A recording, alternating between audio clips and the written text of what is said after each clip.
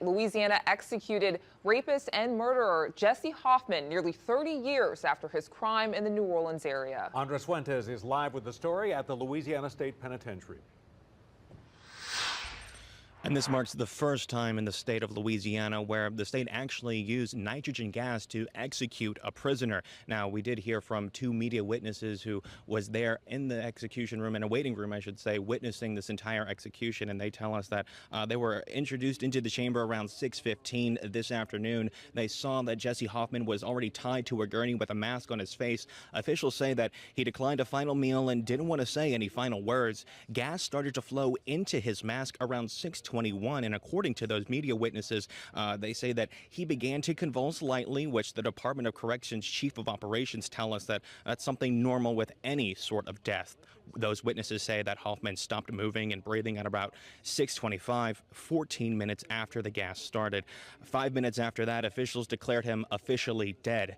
Hoffman was convicted of kidnapping, raping, and killing New Orleans ad executive Molly Elliott back in 1997. State officials say that the execution is justice long overdue, and his attorneys filed several appeals trying to stop his execution. Even 2 court hearings happened today alone. They even tried to get the U.S. Supreme Court involved, but the justices declined to intervene.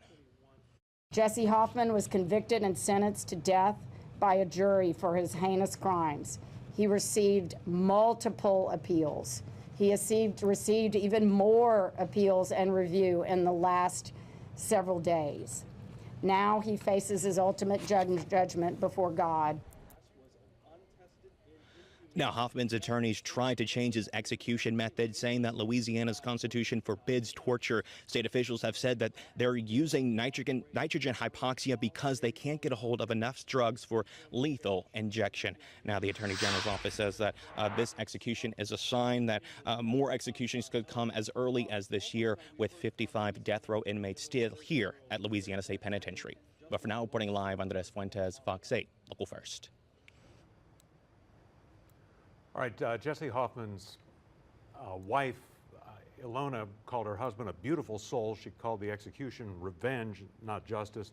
Said Louisiana ignored his growth over the years. Hoffman's attorney said Louisiana shut the door on mercy, saying it took Hoffman's life not for justice, but because it was determined to move forward with an execution. All right, other news now. Governor Landry's reaction: when these acts of violence happen, society must not tolerate it, he said. He says if you commit heinous acts of violence in this state, it will cost you your life, plain and simple. In Louisiana, a state long silent on capital punishment, the first execution in nearly 15 years was about to take place. Officials moved with precision, each step measured, each decision critical. Witnesses took their seats, the air charged with quiet tension. This was not just a procedure, it was the culmination of decades of investigation, trial, and legal challenges, all coming to a single, decisive moment. At the center of this historic event was Jessie Hoffman Jr., a man whose name had become inseparable from a crime that had left an indelible mark on a family and a community.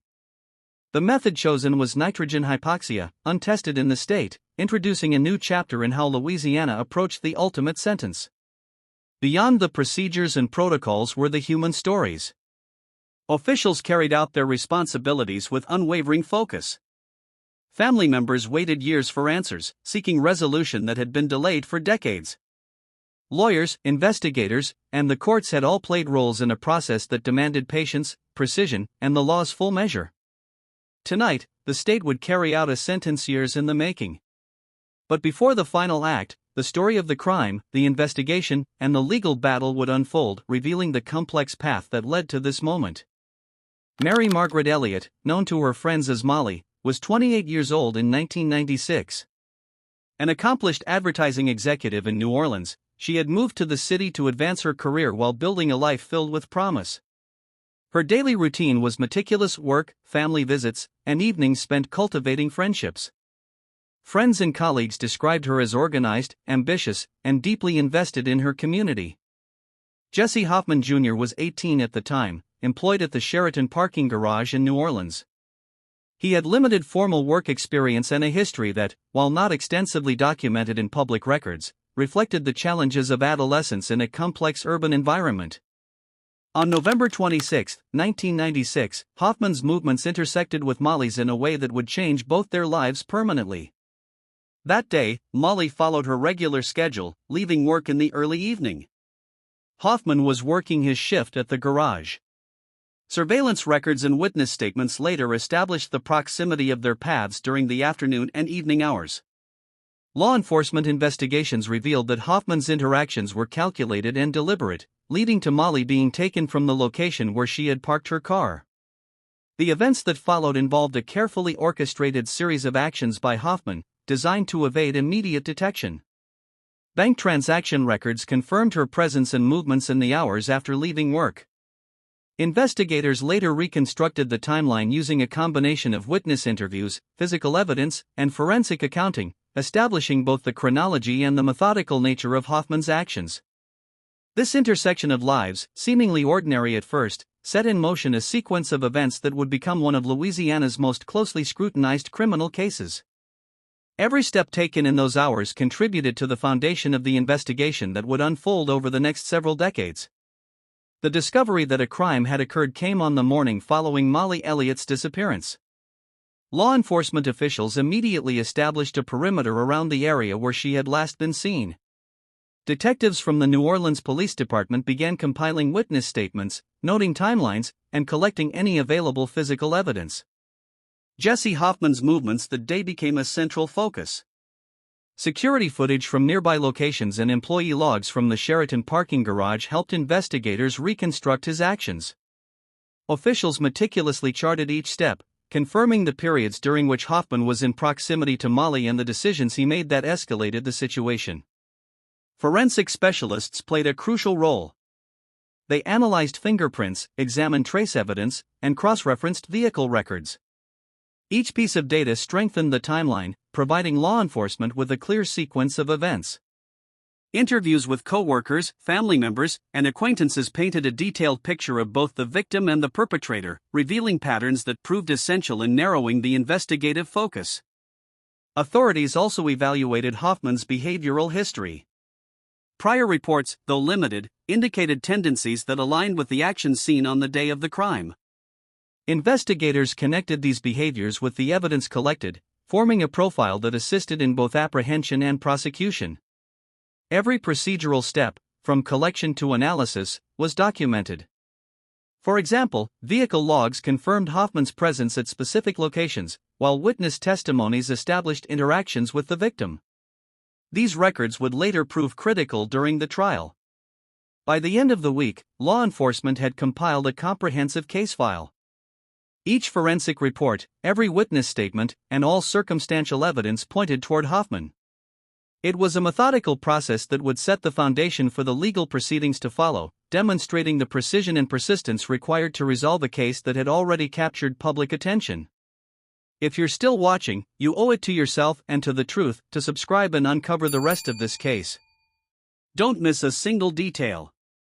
Those who hesitate, consider this: every minute you wait, the story continues without you. Hit subscribe now.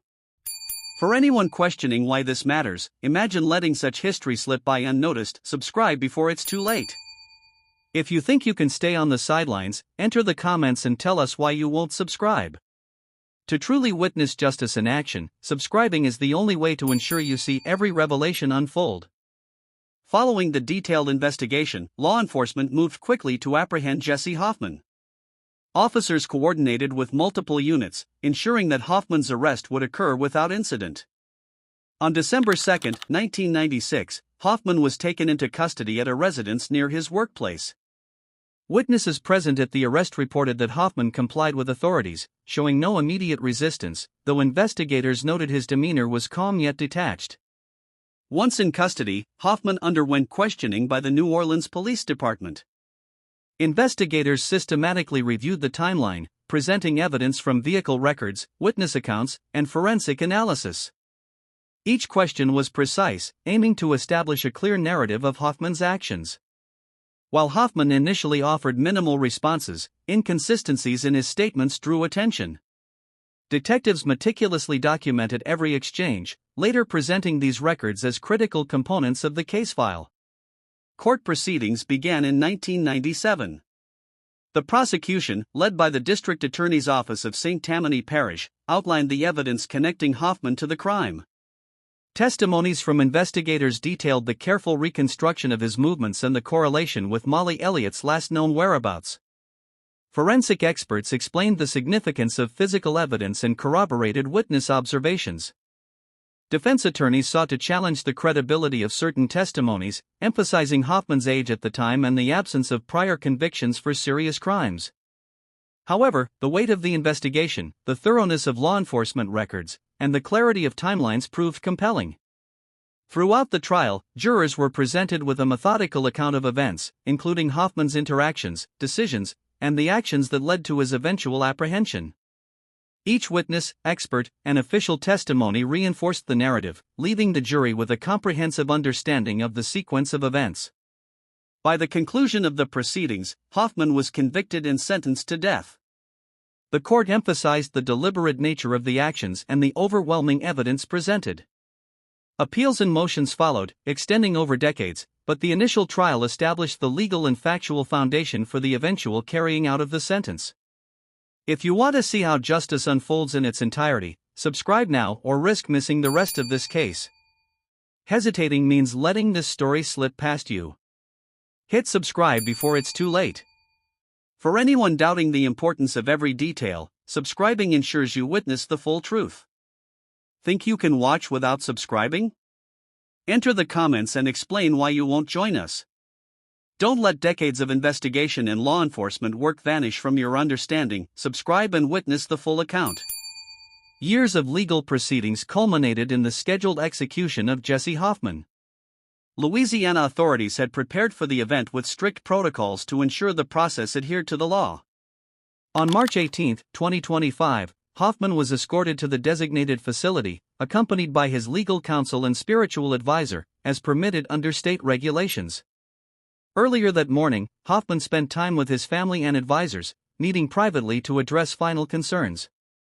Each step was carefully recorded, from visitation periods to the moments leading to his escort into the execution chamber.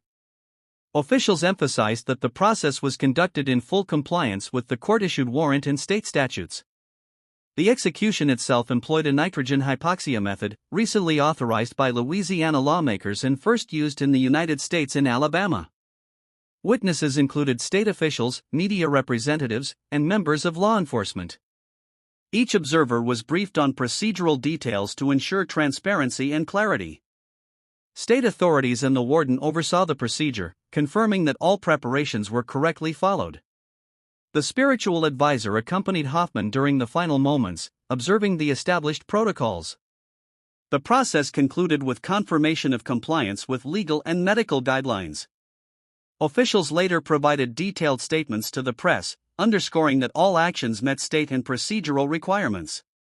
In the aftermath, public and governmental reactions highlighted the significance of the event. Louisiana Governor Jeff Landry emphasized the state's commitment to prioritizing victims and upholding law and order. Family members of the victim expressed a sense of closure after decades of uncertainty, acknowledging the legal system's resolution of a long-standing case. Legal experts noted that the thorough documentation and adherence to procedures served as a reference for future cases. This moment also sparked broader discussions regarding the state's use of nitrogen hypoxia, prompting debates among policymakers, legal analysts, and advocacy groups. Observers remarked on the methodical approach and the importance of maintaining transparency while following legal mandates. If you followed this case this far, subscribing is your only chance to witness the full resolution. Don't let it slip by. Hesitation now means missing the final moments of a decades-long pursuit of justice. Subscribe before it's too late. Those who think they can just watch without subscribing, consider this: history is unfolding here. Don't let it pass unseen. Comment below if you dare explain why you won't subscribe to follow the full story to its conclusion. To fully grasp the lessons, legal implications, and finality of this case, subscribing is essential. Ensure you see the full truth. The execution of Jessie Hoffman marked a pivotal moment in Louisiana's criminal justice history. Legal experts emphasized the meticulous process followed, highlighting the state's adherence to recent legislation and established protocols. Attorney General and other state officials publicly underscored that every action was consistent with legal and procedural standards, reinforcing the integrity of the judicial system. Family members of the victim, Molly Elliott, shared statements reflecting the decades-long journey toward closure. They expressed that, while grief remained, the resolution provided a sense of finality and acknowledgement of the suffering endured. Legal analysts noted that the case, spanning nearly 30 years from crime to final execution, demonstrated the complexities and delays often inherent in the appeals process for capital punishment cases.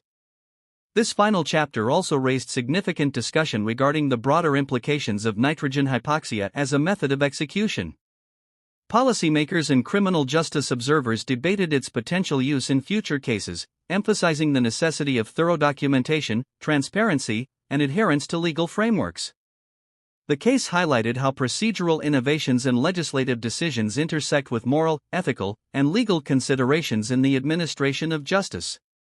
Officials involved in the case emphasized training, oversight, and transparency as crucial elements to maintaining public trust. The warden and other staff described their roles in ensuring that the execution followed state law precisely, while also providing opportunities for the condemned inmate to exercise spiritual practices. Observers and journalists reported that these measures created an environment of accountability and rigor throughout the process. The broader public reaction was reflective, highlighting questions about justice, morality, and societal responsibility. Experts suggested that this case could serve as a reference point for improving efficiency in capital cases while balancing the rights of the accused with the expectations of victims' families.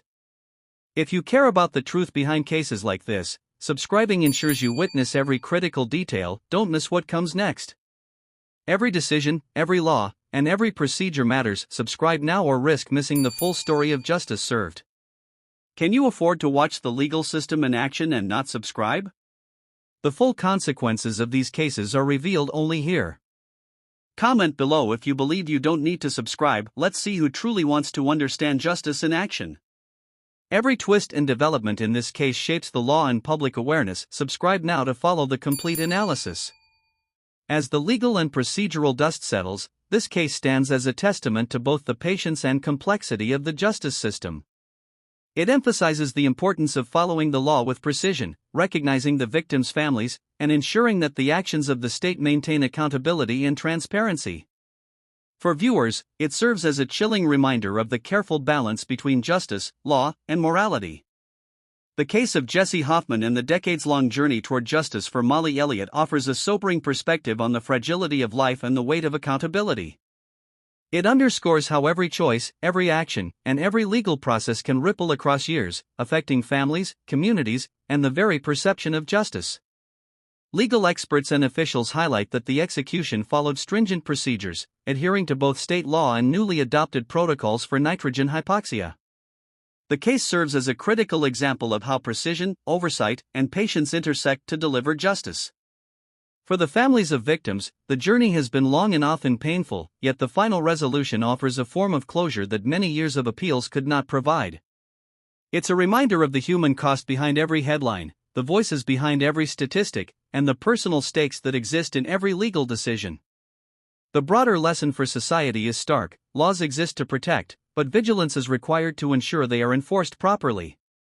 The Hoffman case highlights the consequences when justice is delayed, emphasizing the importance of remaining engaged with the legal system, monitoring reforms, and understanding the procedures that govern life and death decisions. If you ignore the lessons of cases like this, you risk turning a blind eye to the consequences of injustice. Subscribe now before it's too late.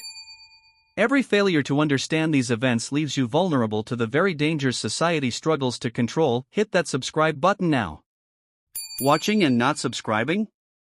Imagine missing the next chapter of justice unfolding. Why would you take that risk? Don't let your inaction be your excuse. Subscribe now or enter the comments to explain why you're choosing to stay uninformed. Every twist in cases like this shapes law, policy, and society fail to follow, and you fail to understand the stakes. Subscribe today. Ultimately, this story serves as a warning and a lesson. The pursuit of justice is never simple, never quick, and never without consequence. By staying informed and engaged, viewers not only witness history, they understand the real-life impact of decisions made in courtrooms and state houses. Every case matters, and every detail counts.